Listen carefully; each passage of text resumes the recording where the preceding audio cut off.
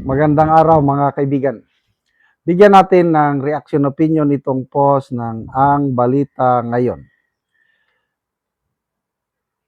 Kung ako ang inakusahan, pipilitin kong pumunta. Yan title. Naniniwala si Marcos Jr. na kung siya ang nasa kalagayan ni Vice President Sara Duterte, pipiliin niya umanong personal na humarap sa Senate impeachment trial sa halip na ipaubaya lamang sa kanyang mga abogado ang pagsagot sa mga aligasyon.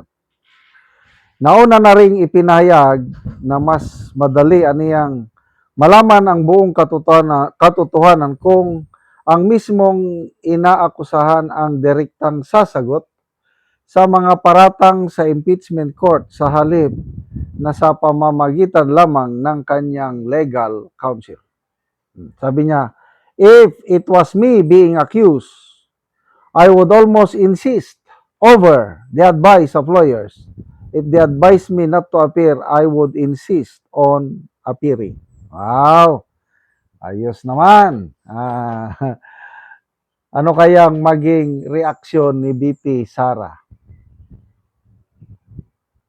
Siguro ganito. Kung rumespak si BP Sara, baka sabihin niya, kung ako ang inaakusahan na gumagamit ng pulburon, I would insist na magpa-testing sa buhok. Marunong mag-advise, kaya lang yung hamon sa kanya, di ba siya inaakusahan mismo ng kanyang kapatid na gumagamit ng ipinagbabawal na gamot? Matinding akusasyon yun. Tapos ano? Wala lang, kibit balikat. Tapos ito naman, si Sara inaakusahan ng ilang milyon lang na confidential funds. Nakialam ng Pangulo. Tingnan natin ang reaksyon ng taong bayan. 4,200 ang nag-react. 3,400 ang tumatawa, 543 ang galit, 194 lang ang nag-like sa kanyang payag. Ibig sabihin, nasa 98% tinatawanan lang nila ang Pangulo. And then, comments nila, Ildefonso Villora, dami nga nag-akusa sa iyo na addictos ka and the only way to disprove is to go for a hair test. Why not go for it? Yun na yung riskback. Sigurado, re-riskback si BP Sara nito eh. At yun ang magandang riskback. Kung ako ang inaakusahan na gumagamit ng pulburon, magpa-testing ako sa buhok. Marco Polo, magpa-testing ka sa buhok. Sinasabi ko. Shelling, nagsalita ang negative 15. Bart Torres, sa 10 sinasabi ni BBM, 11 ang hindi totoo. Ako parang wala nang totoong sinasabi. I'm sorry hindi ko maiwasan. Kaya yung tinanong siya tungkol sa mahiya naman kayo. Pinagmayabang niya na siya na naman daw ang nagsimula. Siya lang daw ang Pangulo ng nakagawa ng ganun. Siya lang naman ang Pangulo, nagkaroon ng matinding corruption. Only now, only in his watch.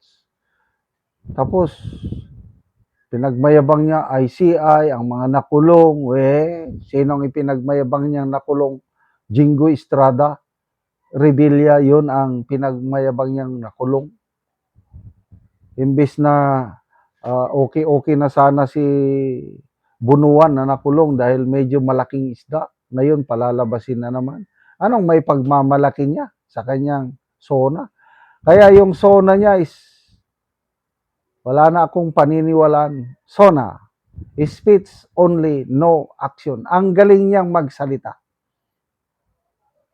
Kaya lang, sa katotohanan on the ground, kabaliktaran ang nangyayari. Yan na ang Pangulo natin. Jobs, Mikulob, mga tawa-taoy, Koy Estrad, presidenting palaging may tama. uh, Pag-testing sa buhok, palagi ito, mga comments, patisting sa buhok, patisting sa buhok. Thomas, Yao, everything is under your control. Vengeance, not ours. Yes, kontrolado nila. Believe din ako sa control nila. Halos lahat. Hindi lang nila na-control yung mga Pinoy sa Canada. Oh, hindi inaasahan ni Auntie Claire na bangungot niya mangyari. Ano kaya? Nakakatulog kaya ng mahimbing si Auntie Claire na ginanon siya. Ano kaya pagkatapos ng termino ni PBBM? 2028, presidente na si VP Sara. Tapos si Auntie Claire, wala na sa poder. Makikita siya sa mall. Nako, kung ano ang iyong tinanim, talagang aanihin. Baka for a long time, aanihin ni Auntie Claire yung kanyang tinatanim ngayon na, alam nyo na, kung magsalita siya, kung siya manlait, okay lang. Sino yung nilait niya? Si VP Sara. Di ba tinawag niya na Chucky? Chucky ba? Yung medyo pangit na manika ba yun? O okay lang sa kanya. Dahil freedom of expression daw niya yun. Eh ngayon, doon sa Canada, sinigaw-sigawan siya. O, perting hadlo ka. Or natakot na siya ng gusto, nagsumbong na sa mga pulis. Eh pagdating sa mga pulis, ayun, pinagsabihan na, you can do anything you want. Shout at the top of your voice. No problem.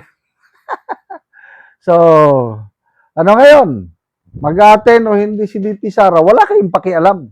Ba, trabaho yun ng mga wag na kayong pa-advise dahil wala kayong karapatan mag-advise. Hindi, hanggat hindi kayo nagpapatisting dito sa buhok.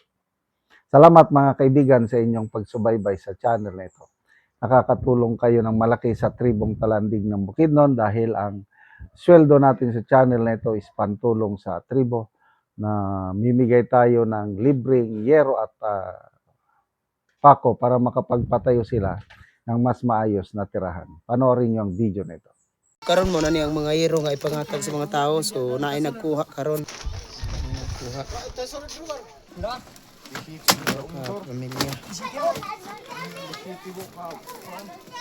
Una ni sila ang tabangan.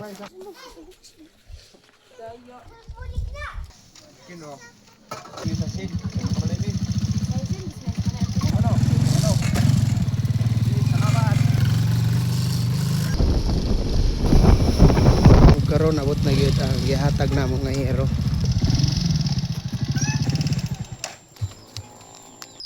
O karon mo na ni ang atop sa natagaan na mo giro. So mo na ni ang iyang atop nga mga hero nga buslot na.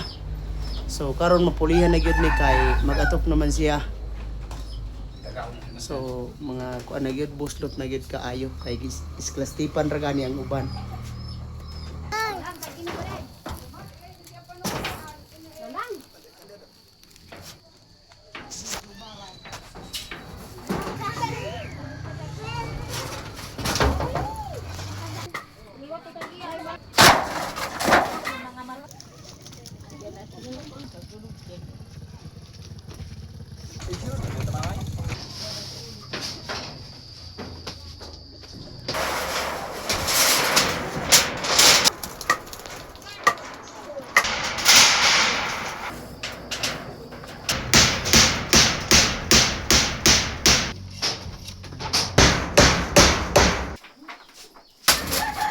O karon naman na gyud sa pag-atop ang among gihatag nga hero. So napulihan na gyud tong atop nga mga buslot na.